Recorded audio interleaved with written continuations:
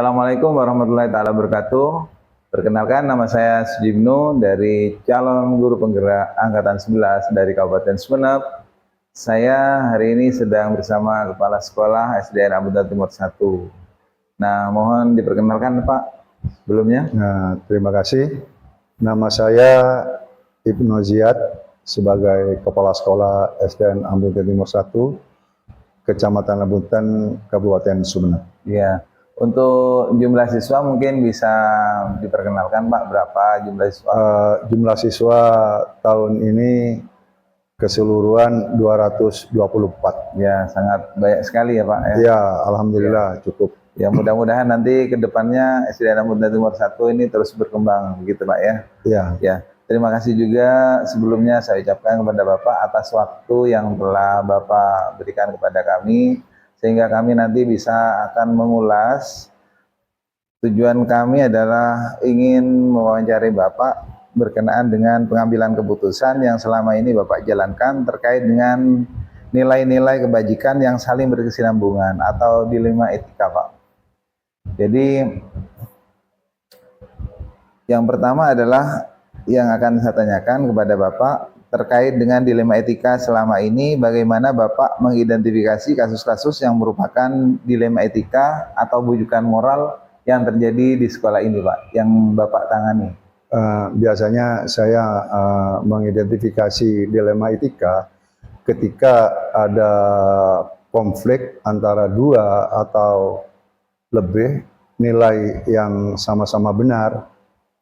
Misalnya ketika kebijakan disiplin sekolah itu berbenturan dengan empati terhadap siswa yang memiliki masalah pribadi. Saya memperhatikan situasi di mana tidak ada solusi yang benar atau secara mutlak, dan setiap pilihan itu mesti mengandung konsekuensi moral yang perlu dipertimbangkan. Oh, jadi memang perlu dipertimbangkan detail ya Pak ya terkait dengan masalah itu. Pertimbangan-pertimbangan yang lain. Iya. Kemudian nomor 2 Pak, selama ini bagaimana Bapak menjalankan pengambilan keputusan di sekolah SDN Amuntan Timur 1, terutama untuk kasus-kasus di mana ada kedua kepentingan yang sama benar atau sama-sama mengandung nilai kebajikan nih Pak? Ini kelihatannya membingungkan Pak. Oh, iya. Yang seperti itu dalam hal situasi ini, saya cenderung untuk menilai dampak dari setiap pilihan saya terhadap individu yang terlibat dan kepentingan yang lebih besar. Saya sering menggunakan pendekatan konsultatif dengan berbicara pada pihak-pihak terkait untuk memahami perspektif mereka. Jadi setelah itu saya menimbang mana yang paling mendukung terhadap nilai-nilai kebijakan seperti keadilan, kesejahteraan, dan empati. Ya, jadi di sini ada kolaborasi ya Pak. Ya. Belum menentukan titik poin dari masalah itu. Betul. Kemudian yang nomor 3 nih Pak, langkah-langkah atau prosedur seperti apa yang biasa Bapak lakukan selama ini terkait dengan dilema etika tersebut Pak? Langkah-langkah saya tentunya saya dengan pertimbangan minimal ada 4 langkah. Yang pertama, saya mencoba memahami konteks masalah secara menyeluruh. Yang kedua, saya mendengarkan semua pihak yang terlibat, terutama siswa, guru, atau orang tua jika diperlukan. Yang ketiga, yaitu saya menggunakan prinsip etika yang relevan dengan nilai situasi. Yang keempat, yaitu mengambil keputusan berdasarkan informasi yang saya peroleh dengan prinsip etika yang berlaku di lingkungan sekolah. Ya, sangat kompleks ini Pak ya. Langkah-langkah yang Bapak tempuh yang sudah dijabarkan tadi sangat lengkap sekali sehingga sangat menarik ini Pak. Kemudian nomor 4 adalah hal apa saja yang selama ini Bapak anggap efektif Pak dalam mengambil keputusan, terutama pada kasus dilema etika ini Pak. Dalam kasus dilema etika, tentunya saya harus transparansi Iya. dan berkomunikasi secara terbuka dalam hal efektif dan yang penting saya sudah melibatkan semua pihak secara adil dan mendengarkan pandangan dari mereka yang biasa memberikan pendapat, gambaran yang lengkap tentang masalah yang ada. Selain itu, saya memegang teguh prinsip etika dan kebijakan sekolah juga membantu saya dalam menjaga integritas pengambilan keputusan. Ya, jadi selama ini terkait dengan pengambilan keputusan semuanya dirangkul ya Pak ya? Iya. Iya. Jadi Bapak tidak hanya serta-merta langsung mengiyakan atau memutuskan begitu Iya. Pak ya. Nah, kemudian nomor 5 ini Pak, hal-hal apa saja yang selama ini merupakan tantangan dalam pengambilan keputusan khususnya pada dilema etika ini Pak? Oh, kalau masalah tantangan, Iya. salah satunya yaitu tantangan yang paling besar adalah untuk menemukan keseimbangan antara penegakan aturan dan yang menunjukkan empati. Oh iya. Beberapa kasus juga memerlukan keputusan yang cepat. Sementara saya perlu waktu untuk merenungkan atau berpikir lebih lanjut. Selain itu, terkadang ada tekanan dari luar atau dari orang tua siswa atau juga dari pihak internal bisa membuat keputusan itu menjadi sangat sulit. Ya. Jadi tekanan-tekanan itulah yang membuat Bapak menjadi tidak nyaman begitu Pak iya. ya? Ya, mudah-mudahan nanti apa yang diputuskan nanti berjalan seirama begitu Pak. Iya. Kemudian nomor 6, apakah Bapak memiliki sebuah jadwal tertentu dalam menyelesaikan kasus Pak? Apa langsung diputuskan, apa dijadwalkan terlebih dahulu dalam setiap menangani kasus-kasus tersebut Pak? Itu tergantung Iya. pada situasinya. Untuk kasus-kasus yang memerlukan keputusan cepat, saya harus mengambil keputusan secara cepat dan tepat di tempat. Oh. Namun untuk kasus-kasus yang lebih kompleks, saya biasanya memberikan waktu untuk berpikir dan merenungkan dan berdiskusi dengan rekan-rekan sejawat, terlebih pada pihak terkait sebelum mengambil keputusan yang final. Oh iya, jadi waktu ya kasus tersebut Bapak dianalisis dulu, Iya. kira-kira membutuhkan waktu sangat lama atau sangat cepat. iya. Jika memang kasus ini memang tidak terlalu kompleks, mungkin Bapak bisa diputuskan seketika. Iya. Tapi kalau kompleks, Bapak merangkul semua Iya. aspek begitu Pak ya. Ya. Kemudian nomor 7 nih Pak, adakah seseorang atau faktor yang selama ini mempermudah atau membantu dalam pengambilan keputusan yang Bapak lakukan? Masalah dukungan dari rekan sekerja Iya. atau teman sejawat, saya juga berkolaborasi dengan kepala sekolah Iya. dan konselor sekolah yang sangat membantu dalam proses pengambilan keputusan. Saya juga sering berkonsultasi dengan pemangku kebijakan dan pedoman yang telah ditetapkan di sekolah, Iya. yang membantu memberikan arahan. Selain itu, saya juga sering diskusi dengan kolega yang memiliki pengalaman yang serupa, juga memberikan perspektif baru yang saya gunakan untuk selanjutnya. Iya, sangat kompleks begitu Pak ya. Iya. Jadi kolaborasinya Bapak bisa menggunakan kepala sekolah, teman-teman sejawat, Bapak, iya. kemudian teman-teman guru di sini, kolega, Iya. dan yang memiliki pengalaman yang sama. Tentunya mungkin pengambilan keputusan ini akan menjadi lebih baik ke belakangnya Pak. Iya. Ini pertanyaannya terakhir nih Pak. Iya. Dari semua hal yang telah Bapak sampaikan, pembelajaran apa yang dapat Bapak petik dari pengalaman Bapak dalam mengambil keputusan, terutama keputusan dilema etika ini, Pak? Saya memperoleh pengalaman dan saya dapat belajar bahwa tidak ada solusi yang sempurna dalam menghadapi dilema etika. Yang paling penting adalah membuat keputusan yang berdasarkan pada prinsip etika dan mendengarkan semua pihak-pihak dan mempertimbangkan dampak jangka panjangnya dari keputusan tersebut. Selain itu, refleksi atas keputusan yang saya ambil penting untuk terus diperbaiki dan saya menangani situasi serupa di masa yang akan datang atau di masa depan. Oh iya, ini tentunya menjadi pengalaman berharga bagi kami, Pak, sebagai calon guru penggerak. Terutama saya juga ingin mencontoh dari pengambilan keputusan yang Bapak lakukan. Jadi tidak segampang itu, Pak, ya, untuk mengambil keputusan dalam dilema etika ini. Terima kasih, Pak, karena ini adalah merupakan wawancara yang kami lakukan adalah bertujuan untuk mengulas apa yang telah Bapak pecahkan dalam pengambilan keputusan. Jadi saya ucapkan terima kasih atas waktu yang telah Bapak berikan. Mudah-mudahan nanti saya dapat melakukan sesi ini dengan Bapak lagi. Terima kasih, Pak.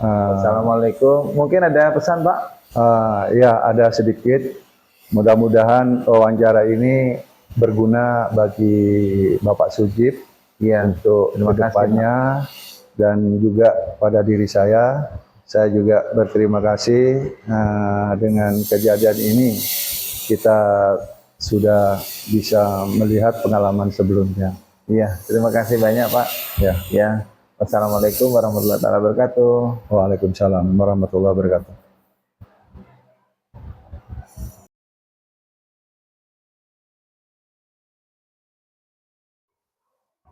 Assalamualaikum warahmatullahi wabarakatuh. Kami adalah CGP Angkatan 11 dari Kabupaten Sumeneb. Nama saya adalah Sujibno. Saya berada di SDN Ambon Timur 2 bersama dengan Bapak Haji. Mohon diperkenalkan, Pak Haji. Baik, nama saya Salman dari SDN Ambon Timur 2. Saya menjabat kepala sekolah di sekolah ini sejak tahun 2021. Jumlah murid saat ini 225 orang. Ya, sangat banyak ya, Pak Haji, ya. Ya. Mudah-mudahan kedepannya sekolah SDN Ambon Timur 2 seiring dengan perkembangan zaman dan juga majunya teknologi bisa lebih meningkat lagi. Amin, amin, amin. Begini, Pak Haji, terima kasih atas waktu yang Pak Haji berikan kepada Sama-sama. saya. Telah meluangkan waktunya untuk bisa melakukan diskusi ini. Kata-kata sejenak, Siap. Pak Haji. Ya, mengenai kasus-kasus atau kasus dilema etika atau bujukan moral yang biasa lakukan Pak Haji di SDN Ambon Timur 1. Pertanyaan pertama adalah Ambon Timur 2, ya. Iya. Pertanyaan pertama adalah bagaimana Bapak mengidentifikasi kasus-kasus yang merupakan dilema etika atau bujukan moral yang terjadi, Pak Haji? Baik, Pak Sujib ya.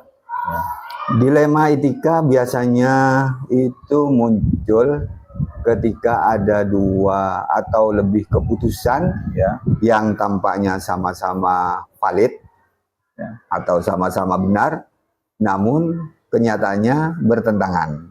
Oh iya. Saya mengidentifikasinya dengan melihat apakah situasi tersebut melibatkan konflik nilai atau aturan.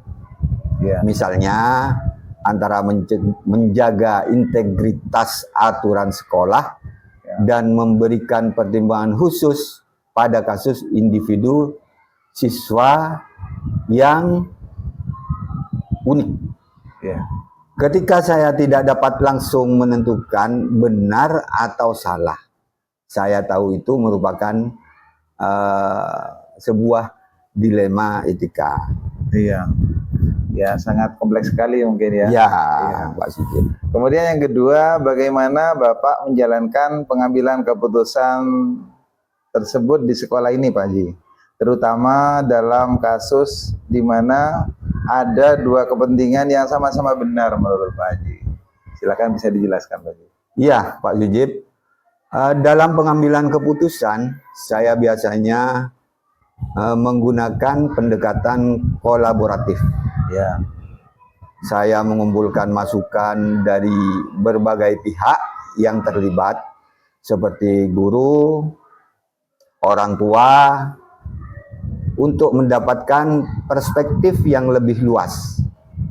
ya, Saya juga mempertimbangkan dampak jangka panjang dari setiap keputusan terhadap perkembangan siswa ya, dan lingkungan sekolah.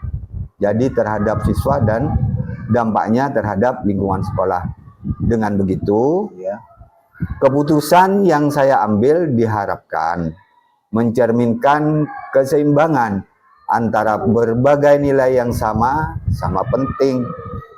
Seperti itu, ya. Pak Sujib. Nanti ada semacam penyetaraan kepentingan ya, Pak Haji? Ya, Untuk seperti itu. siswa dan juga untuk kepentingan lingkungan yang berada di Lingkungan sekolah, ya, terutama Ya. di lingkungan sekolah. Ya, terima kasih Pak Haji. Kemudian pertanyaan yang ketiga sekarang Pak Haji.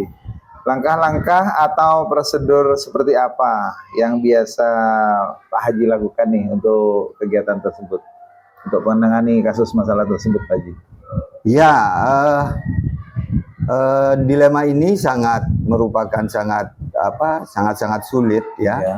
dalam kasus Dilema seperti etika. ini. Ya, Jadi saya akan mengambil langkah-langkah prosedur seperti proses. Saya mulai dengan mendalami situasi yang terjadi, ya, mencoba memahami dari setiap sudut pandang. Setelah itu, saya melakukan evaluasi terhadap kebijakan yang berlaku dan membandingkannya dengan nilai-nilai yang relevan. ya, Langkah berikutnya adalah mengadakan diskusi dengan pihak yang relevan dan mempertimbangkan implikasi dari setiap pilihan.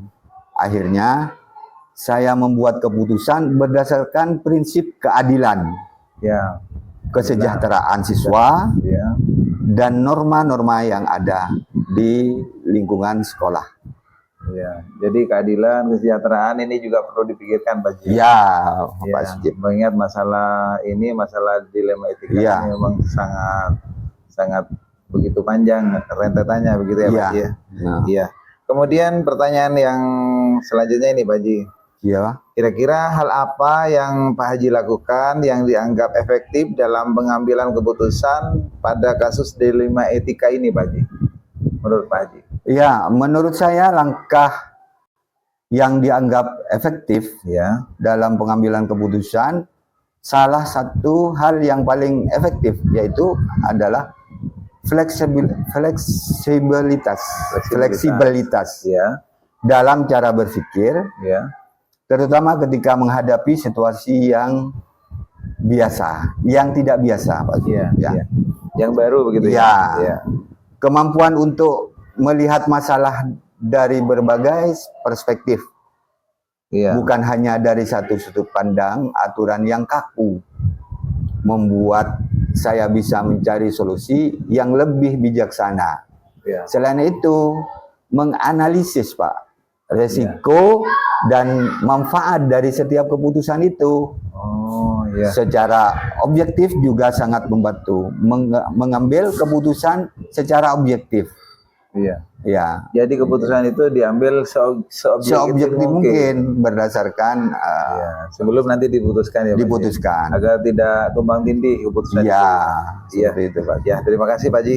Ya, Ini sangat detail sekali ya, jawaban Pak Haji sangat detail sekali, sangat luar biasa ini. Kemudian yang kedua adalah apa saja tantangan dalam pengambilan keputusan pada kasus dilema etika, utamanya Pak Haji. ya. Tantangan dalam pengambilan keputusan. Iya. Ya, Tantangan terbesarnya lah Pak Haji. Ya, kalau tantangan terbesarnya adalah menghadapi tekanan dari berbagai pihak, Pak Sigit. Ya, Oh iya iya. pihak yang terutama memiliki kepentingan berbeda. Oh, Misalnya, iya. Tidak sejalan begitu ya. ya, orang tua mungkin menginginkan keputusan yang lebih lunak terhadap anak mereka. Iya. Sementara kebijakan sekolah meminta pendekatan yang tegas. Iya. Jadi dilematis, Pak. Iya iya. Jadi untuk menyeimbangkan ekspektasi ini, Iya. seringkali memerlukan komunikasi yang intens Iya. dan pengertian yang mendalam terhadap nilai etika yang terlibat. Iya. Jadi harus ada komunikasi intens antara pihak sekolah dengan Iya, orang tua begitu iya. Pak Haji ya. Iya. Agar tidak ada simpang siur informasi Iya. gitu ya. Iya. Ya, terima kasih Pak Haji. Kemudian yang keenam ini Pak Haji ya. Iya. Apa yang dimiliki, apakah Bapak memiliki jadwal tertentu dalam menyelesaikan kasus dilema etika ini Pak Haji? Atau apakah Pak Haji ini langsung menyelesaikan di tempat tersebut Pak Haji? Apakah dijadwalkan dulu atau langsung diputuskan pada hari ini Pak Haji? Tentunya saya cenderung lebih berhati-hati, Pak, dalam Ya. kasus dilema etika yang kompleks dan jarang mengambil keputusan terburu-buru. Iya.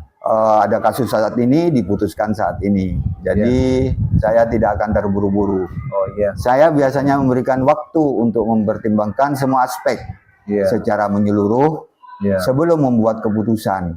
Iya. Namun untuk situasi yang memerlukan tindakan segera, Iya. saya mengambil keputusan dengan cepat, tetapi tetap mengacu pada prinsip-prinsip dasar yang saya pegang. Oh iya, jadi nanti Pak Haji bisa dipilih-pilih ya, mana kasus yang urgent begitu Pak Ya, Haji. Mana kasus yang memang butuh waktu yang sangat intensif sekali Iya. gitu ya. Iya. ya mengacu pada prinsip-prinsip dasar yang saya pegang, Pak, di Oh, iya. sekolah ini. Ya, di sekolah Muten Iya, Timur 2 iya, begitu ya. terutama di Muten Timur 2. Iya, terima kasih Pak Haji.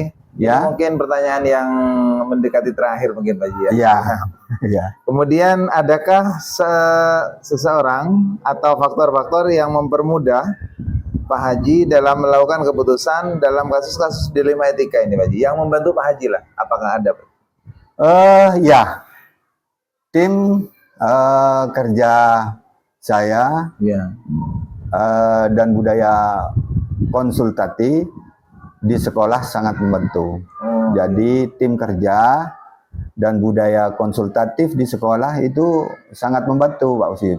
iya. Saya sering berdiskusi dengan kepala sekolah dan rekan-rekan guru Iya. untuk memperoleh perspektif tambahan. Oh iya. Maksudnya kepala sekolah dari yang lain ya. Iya. Panduan kebijakan sekolah juga menjadi referensi penting. Jadi yang sudah ada di sekolah itu merupakan referensi penting. Oh iya. Di samping itu, pemahaman yang mendalam tentang latar belakang siswa. Iya. Jadi melakukan kerjasama dengan konselor membantu saya dalam membuat keputusan yang lebih tepat. Oh iya. Jadi itu Jadi- tim yang saya anu.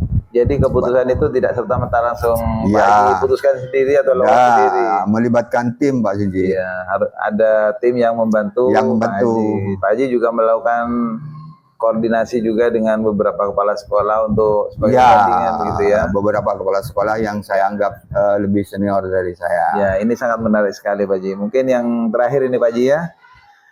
Ya. Apa pembelajaran yang dapat Bapak lakukan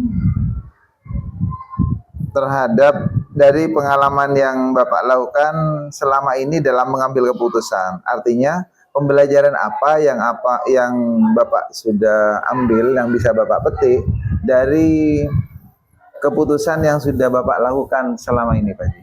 Ya.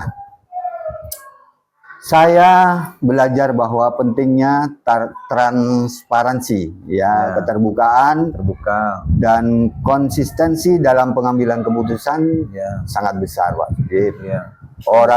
Orang cenderung menerima keputusan walaupun sulit.